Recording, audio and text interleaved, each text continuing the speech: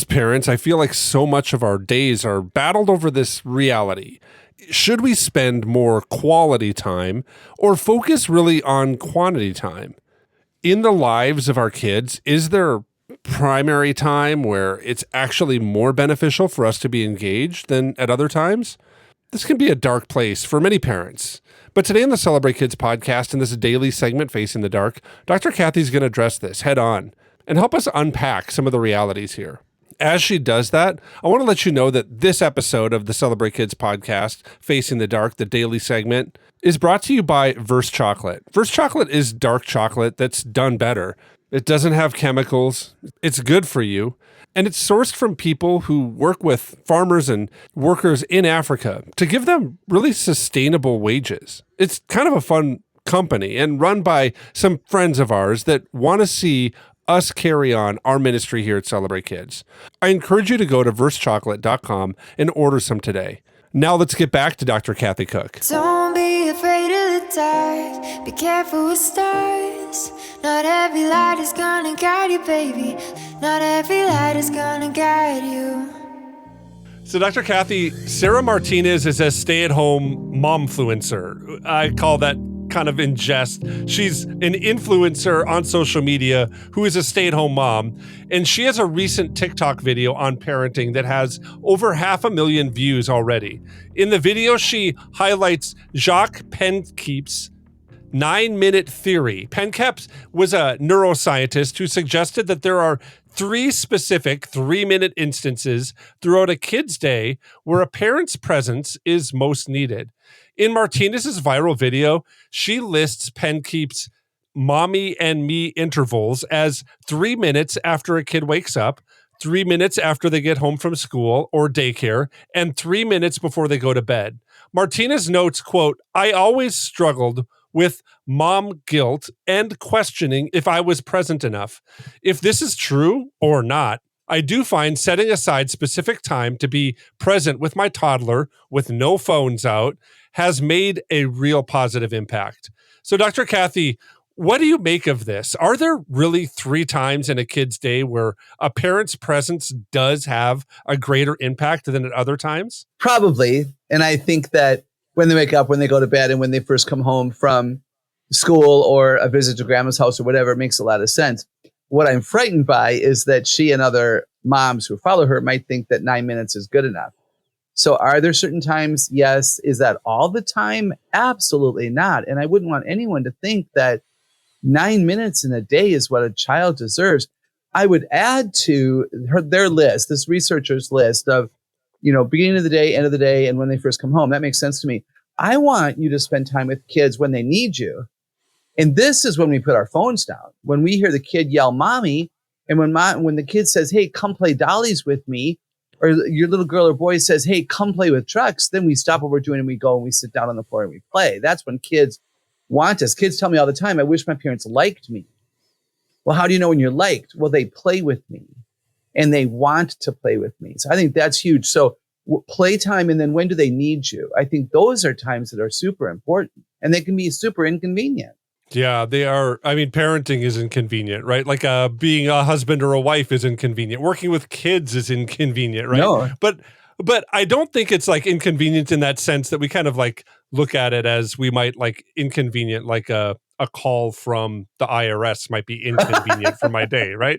That's good. But there's something I kind of want to look at here a little bit from another angle, right? And that's this angle, our ministries celebrate kids, and we love just kind of being in that place of celebrating kids. But I want to step back and maybe kind of celebrate those who care for kids, kind of in a way, maybe, because we know that social media has increased anxiety in kids a lot. We talk about that a lot.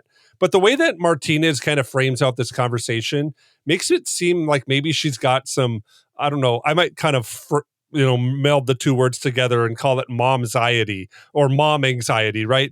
And I think it's likely due to the fact that she is really an influencer on social media and finds a lot of her time is spent in social media.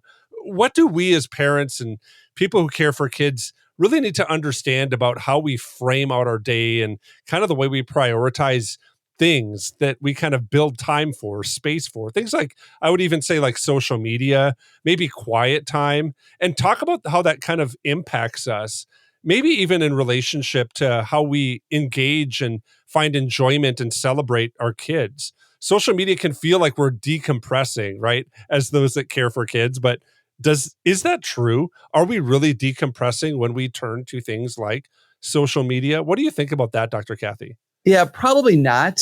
I do know that it can feel like a break from what we've been doing, and it can be maybe relaxing for a few minutes, if you will. But man, then the adrenaline kicks in, and how many likes did this post get, and how many views did this reel get? I think it can become very time in, like, it just sucks our time, right? And I think it changes our perspective. We can become so self-centered when we're on social media, and then we turn it off and we look away, and then we're with our children or with a spouse or with a roommate. And are we able to shift from that very self-centered brain space to, oh, there you are, let me pay attention to you now. But if we're not careful, all of the social media things can become anxiety producing. And I think it changes us. We become very self-focused. I think we become competitive. Am I doing as well as others are doing? Is my kid enrolled in as many things as the other kids are enrolled in? So I would ask again, why are we doing it? And what need are we trying to meet through our break with social media? Now, praise God if you're able to do 5 to 10 minutes and get off. Nothing wrong with that. There's nothing wrong with an occasional 30 minutes. But if you're avoiding something that's more important, then maybe that would be a check in your spirit. If you realize that at the end of it, you're more anxious than it obviously did not do for you what you thought it would do. This is where we become self-aware, right? I think that's totally right. Becoming kind of self-aware. I want to ask you this question kind of in relation to that, and also in relation to the earlier question that you addressed, that we should really be present when our kids kind of need us. And I think oftentimes we try to build out these spaces as parents kind of in our day where we can sort of let our hair down, maybe watch a show or, kind of have some time to decompress a little bit. How important is it for us to kind of be mindful that those times are interrupted? How do we kind of put ourselves in some of those mental spaces of saying, this is kind of just, we have to game up for this? Do you have any insight on how being present really does kind of inspire in kids a sense of security? Is there anything that you would speak to there about that for us as parents, that when we look to build these spaces out, that we do it with some intentionality to also understand the real goal that we have to, guide our kids and serve the Lord in doing this? What are your thoughts there on that? For us to take time for ourselves to rest and have quiet and to be restored in whatever ways are best for us. It might be a chapter in the book that we're reading. It might be a phone call to a mom or a best friend. It might be for, 15 minutes of gardening in the sunshine, and we come back in the house and we're more present to our kids. I think our kids benefit when we demonstrate that they're so important to us that we will take the kind of break that we need to take so that we can come back and be fully present to them. And maybe we can teach them a rhythm of doing the same thing. Yeah. Do you verbalize that? How do you kind of do that? Do you kind of let the kids know? I mean, does that create anxiety for them? Like, okay, I'm so stressful that my mom needs like 30 minutes from me. How do we kind of do that in a way that doesn't cause them to feel like they're the reason we have to take a break? Yeah, that's really good. I mean, but sometimes they are the reason. Like sometimes I'm a huge believer in vulnerability, transparency, authenticity, honesty. I always say age appropriately. But, let's say that your kid wants you to play a game and you're not a board game person. That's totally legit, but you're a mom. And so you're going to play the game, but you're going to play it better after a long cup of coffee, or you're going to play it better after you get some work done in the fitness room in the, basement of your house or whatever. I think be honest and say, man, Jeremiah, I'm looking forward to playing the game. Mommy will have a better time if you wait 20 minutes so that mom can, takes care of something, and sometimes, and you and I have experienced this, Wayne, where we want to get involved in even recording this podcast, and there's something else on your mind that you want to share with me. And if you can get it off of your mind and into my mind, you do better. Now, I don't know if I do any better, but you do better. And I think kids can benefit from knowing that those kinds of rhythms are a part of life. And in taking care of ourselves, we're training them to be self-aware. And we talked in the show before about how important it is that they learn to self-regulate, which is very hard for a lot of our kids today to do. Yeah, I think that's so true. To turn back to the kids with this kind of final question, I want to ask this. When we think of the way that kids really are wired, and I legitimately think that kids do have some kind of hard wiring in terms of how they see the world or interact with the world, right? But there are also things that are, I would maybe say, kind of like soft wired, or that we all kind of have, right? You've talked about this in 8th Grade Smarts, and I love the way that you kind of opened that we have this ability for us to kind of awaken these different smarts that God has given us, these logic ways of looking at the world, or kind of understanding and loving and finding joy in patterns and beauty, as somebody that would be kind of nature smart would be more inclined to. But everyone has all eights. How do we kind of take time, and how does our time and frequency kind of with our kids impact the development specifically related to the smarts? Do different kind of smarts benefit differently from certain specific kind of parent time or parent engagement? Does that 3 minutes per day, build kind of something special for somebody that is nature smart? And then also, does that kind of impact also then how they look at resiliency when mom and dad really have a focused 3 minutes when they come home and when they wake up and before they go to bed? Does that impact their resiliency? And then I kind of want to merge two questions together here. I'm so frustrating, I know, but this is just the way my mind works. I think about like the smarts and how kids are developing, but then also, should we really kind of hammer that? And does that encourage them? What are your thoughts there? Yeah, no, I love watching you think. For those who don't know, we're doing this on camera, and I'm watching the wheels. No, really relevant. The major thing I would say about awakening and strengthening smarts is it's actually very similar for all 8. It's interest causes ability. So if you want your children to have greater ability in logic smart, you want them to have more nature smart strengths so that they'll enjoy camping in the summer, or you want them to have a greater affinity for people smart so that they get better at reading body language and developing more solid friendships. They need interest in that, and they get their interest from watching us. What are we interested in? What do we talk about? What do we celebrate in ourselves and in them? And they'll be watching that, and they're going to want to become like dad. I mean, what a high compliment, to want to be like mom. A friend of mine just asked her children, what are your favorite things to do with your mom? And what are your favorite things to do with dad?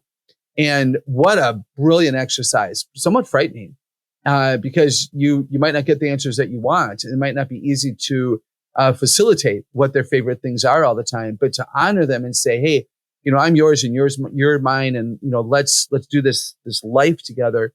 So I don't know if that's relevant, but interest, ability, exposure to different ideas is key. If you want your kids to be logic smart, they've got to go to the right museums. If you want them to be picture smart, you got to go to, Hobby Lobby every once in a while and let them spend a couple of fun dollars on all the crafty kinds of things and let the kitchen table be a mess for a little bit.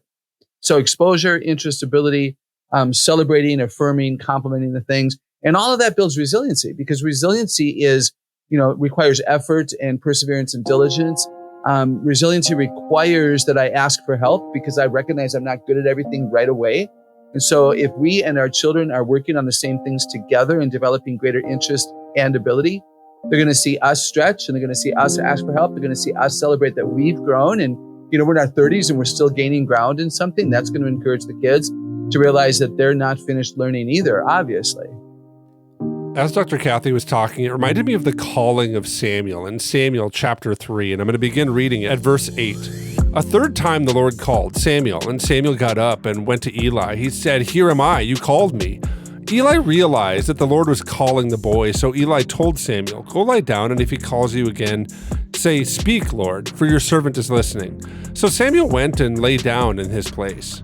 I'm reminded of the way that Samuel was really discipled and kind of mentored in some dynamic ways by Eli. Even though Eli's house was really in disarray, God calls and equips Samuel in really powerful ways, and Eli directs Samuel to really engage the Lord as the Lord is calling him. I wonder if for parents, for those of us that are working in these different settings, if we're really attentive and attuned to what the Lord is doing in the lives of our kids and the lives of our families, that can be a bright light for our kids that shines and cuts through some dark times.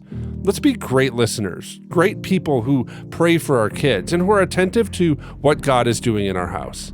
I want to thank you for listening to the Celebrate Kids podcast in this daily segment, Face in the Dark. Again, this episode is brought to you by Verse Chocolate, friends of ours who run a chocolate company that is without chemicals, cares for the workers, and tastes really good. Go to versechocolate.com and order some today. Thanks for listening to the Celebrate Kids podcast. On behalf of Dr. Kathy Cook, my name is Wayne Stender, and I'm looking forward to seeing you here again tomorrow.